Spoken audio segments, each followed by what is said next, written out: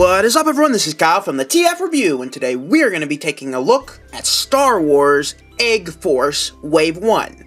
Now, you might be asking, what the heck is Egg Force? Well, Egg Force is a line produced by Bandai of Japan and officially licensed by Disney, meaning anything that Disney owns can become an Egg Force line. So, today we have Star Wars. Now, they do have other lines. I've seen Pixar, Toy Story, other Egg Force characters, and there's already a Wave 2 for the Star Wars line. So, it's safe to say that they're selling pretty well in Japan since, you know, it's got that very cutesy Japanese gimmicky feel to it. And in Wave 1, we do have Darth Vader, C-3PO, a classic Stormtrooper, and of course R2-D2. And they all come packaged in their egg mode, since this is the Egg Force, because we love eggs. Taking just a quick look at the packaging, we can see it's colored in correlation with each character, the red, gold, silver, gray, and blue. And on the back, it has the transformation. And for some reason, in the back of this one, it looks like C-3PO is humping R2-D2.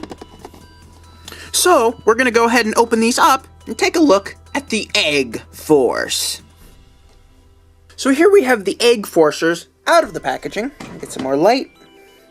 And we can see they look not as much like eggs as they did in the packaging. They look more like dismembered and completely disfigured Star Wars characters, with the exception of Darth Vader, who looks like an egg, like a serious champ. I mean, this right here is an egg, if you ask me. And the rest just kind of look like folded up bodies.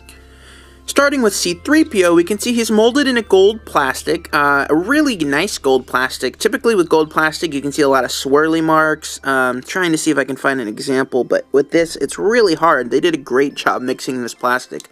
Aside from that, you can see he is very nicely detailed in terms of, you know, an egg. He's got all the little wire details. And to transform him, all you need to do is fold out his legs, and then fold out his feet. Flip his chest forward, and then snap it, and now we have him in his humanoid mode, I guess you can call it. And his arms only move forward, his head can rotate left and right, and look up and down a tiny, tiny bit.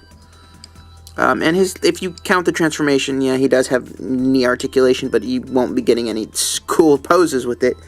And he just kind of stands up and looks, you know, like C-3PO.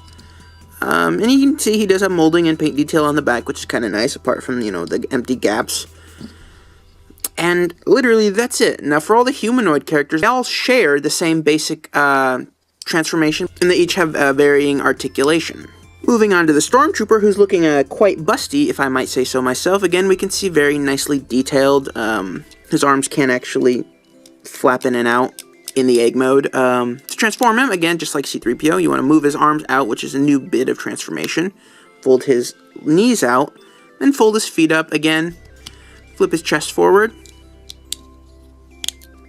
and flip his head up. Again, we can see his mask is really nicely detailed. You have all the detail you would want in a Stormtrooper, but again, it's kind of been chibi-fied just a little bit. Again, nice molding detail, some detail in the back, very Stormtrooper-like. There he is, and his arms, you know, flap like that. And of course, you got the knee articulation that C-3PO had. Moving on, oh god. Moving on to Darth Vader, who also has a massive protruding red stick. Flip it around, find out, oh hey, it's a lightsaber. What do you know?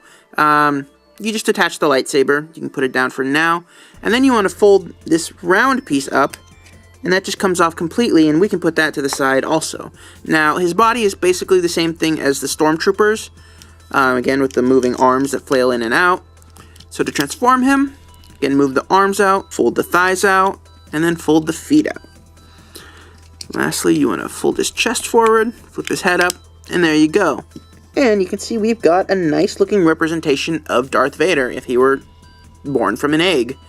Again, not a lot of arm articulation, and he has no head articulation at all. It's just kind of like that due to the transformation. And if you want to count this, it counts as knee articulation. Continuing, if you want, you can take his lightsaber and peg it into his left hand, but it only pegs into his left hand. It's kind of a pain in the butt to do it, because it's a very, very tight peg.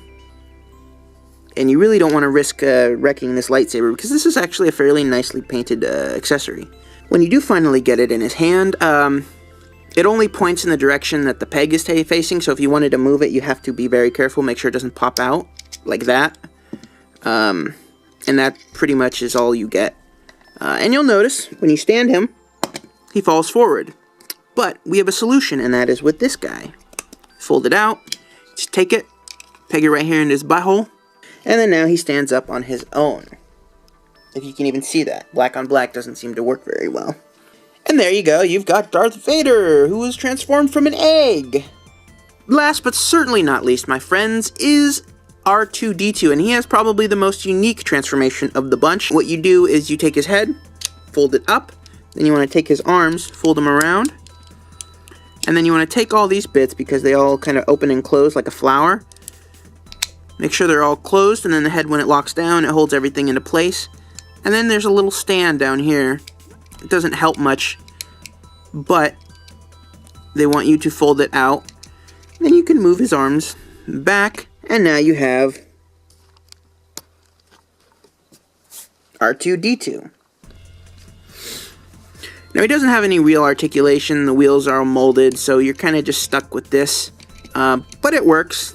He has two massive holes in the side of his head. And it's a cute little R2-D2. Again, it's really nicely painted. I would say it's painted almost as well, if not better, than the Black Series R2-D2. And that's saying a lot, considering this thing cost maybe a fourth of the price. So yeah, nice R2-D2.